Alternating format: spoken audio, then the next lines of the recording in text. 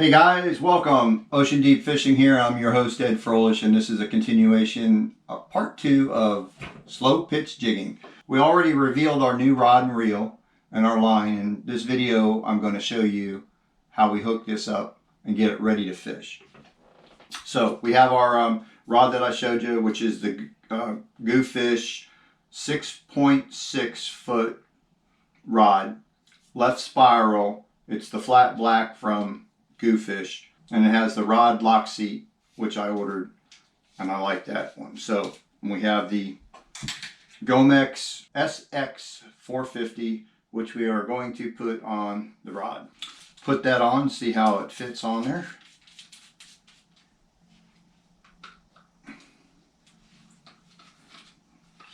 So far it seats in there pretty well.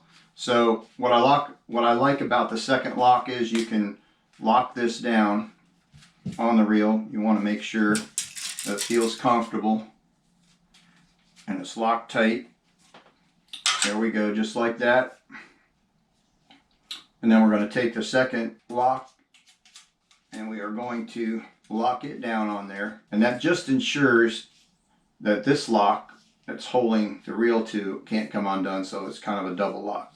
All right, there we go.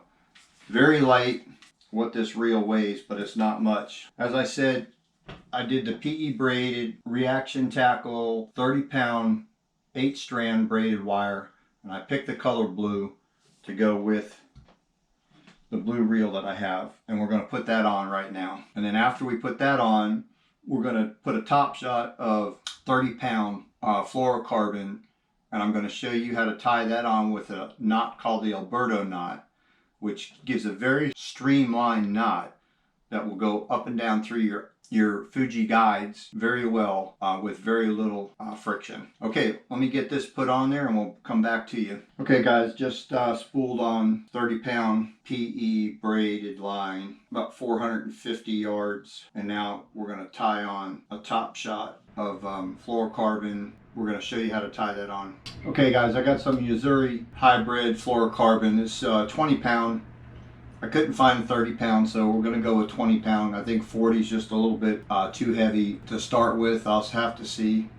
I might have to switch it to 40-pound, but we're only using 18 foot of this. Braid has no stretch, so you need a little bit of something to stretch, and that's what the fluorocarbon will do for you. So I'm going to show you an Alberto knot, tie the mono to the braid, and it'll give a nice streamlined knot that'll go easily through your guide. Okay guys, so this is your braided line right here. This is your mono. Hope you can see it good.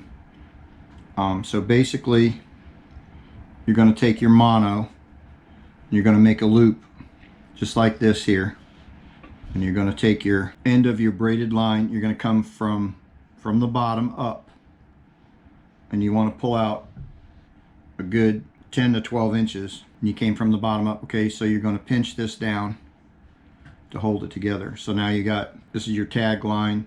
You've made a loop. Now what you're going to do is you're going to take your braided line and you're going to wrap around 2 lines of your monofilament. You're going to do that about 7 times. Okay, so you're going to go around once, twice, 3, 4, 5, 6, 7. Now you can see how that wrapped around, and it looks like spaces in between the wraps.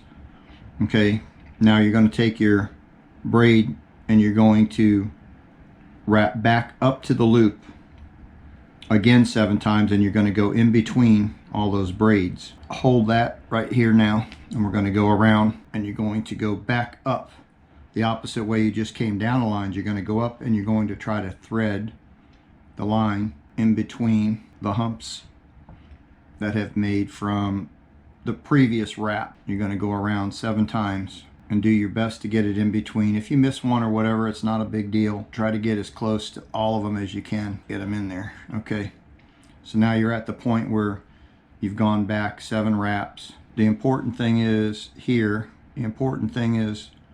where you came through from the bottom up. You want to go now with your tag line from the top down and you want to pull that out. What you want to make sure at the very end before you tighten them down that both lines are coming through the loop at the same way. And then you're just going to take your lines. There's what your knot looks like.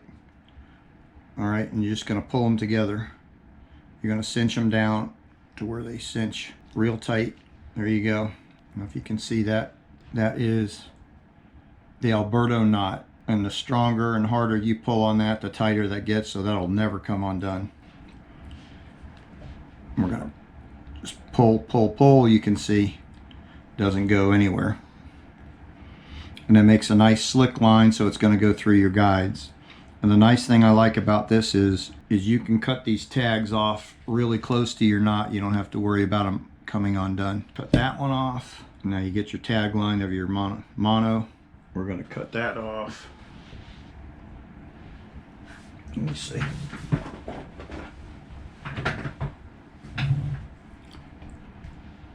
I think that has cutters on here. We're just going to use our pliers here. Just make sure you get the right one. You want the tag, not your main line. And chop that off there. Okay. And there is your knot. Now that will not come undone. Your line, either one of the lines will break before that knot comes undone. And that is, again, the Alberto knot. Great knot to use for tying line to line. Okay, so that's it for putting a line on and tying your fluorocarbon onto your main line. Now we're going to put about 15 foot of that on to 20. You feel if you want more, you can put a little more on. There's no right or wrong on there, but you want at least a 20-foot piece so that you have plenty of stretch in there. And then we're going to show you how to rig up your lures.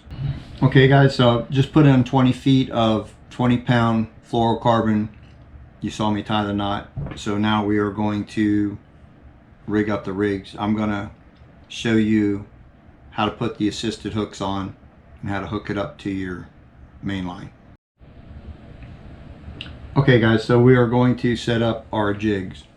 Now typically when you buy a jig from a store or online, not all of them, but a lot of them come with no assisted hooks on it. It's just the jig itself like this.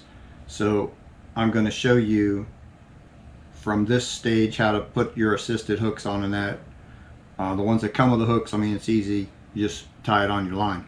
But for those of you who are getting these here, I'm going to show you how to rig these up. You're going to need a good ball bearing swivel, if you can see that. I believe this is a 50-pound ball bearing swivel, and that is going to be tied on to your main line of your fluorocarbon. That way, once this is tied on, you can easily change the hooks out from the other end with your split rings. I'm going to take my monofilament in this, and we're going to show you how to do it. You're going to get this, and this barrel swivel will help in any twisting of your lures that comes up to keep your main line here from twisting. So that's the whole purpose of putting that on there. So you got equal size rings on either side. So I'm just going to take my main line from my rod, and this is the fluorocarbon 20-pound, and I'm just going to do a simple clinch knot to put that on with.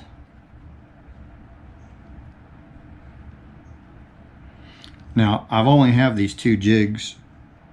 One's a 160 gram jig. I think the other one's about the same, 140. I've got to get some smaller jigs for the fishing we're going to do, but just for showing purposes, I'm going to put this one together for you and tie it on. So now here's a couple things you're going to need. Now, depending on the size of your lure,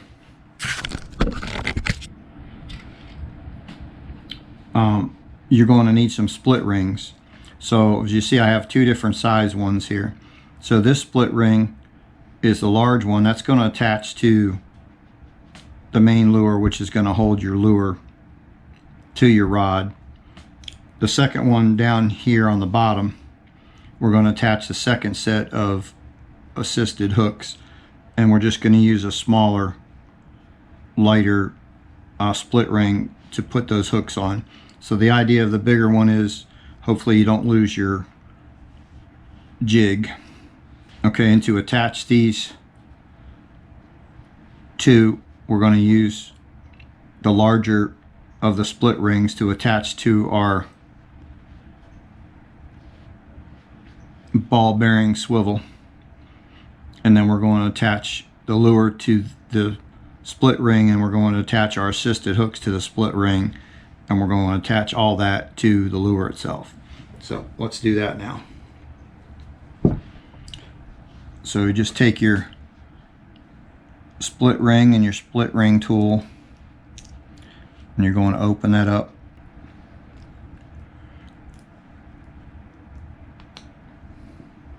Okay, you're going to open that up. Now you're going to take your barrel swivel and you're going to put it on there, start that, and then you're just going to, it's just like a key ring where you have keys on. You're just going to turn it until it comes on.